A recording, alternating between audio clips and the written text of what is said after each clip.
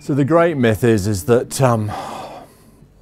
they had a conversation. So that would have been Billy Collins and James Fisher had a conversation in an air raid shelter. Well, of course, as with all great myths, turns out unfortunately not to be true.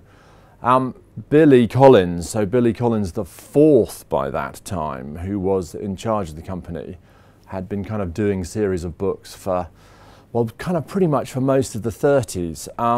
And I think he just thought it was a great idea. He was a great naturalist himself. He was quite involved with East Africa, knew a lot of people in East Africa, and knew a lot of people obviously in the UK.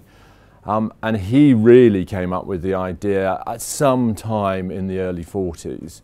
What actually happened is that he was talking to a chap called Wolfgang Foge, who was actually part of Adprint, or actually ran Adprint, and they were talking about how to print colour and how to take photographs in colour, because in those days nobody really had very much colour stock.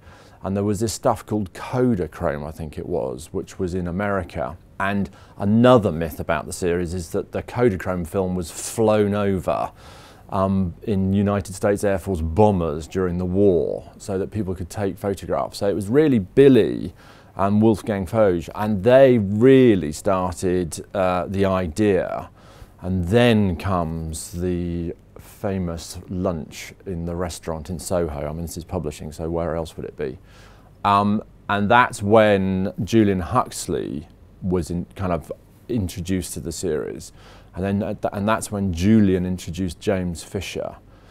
And pretty much, I'm fairly sure that's what happened, because actually Billy Collins wrote an article in the Bookseller in 1946 in which all this was detailed. Obviously everybody then ignored all that, and the myth began to build about the series.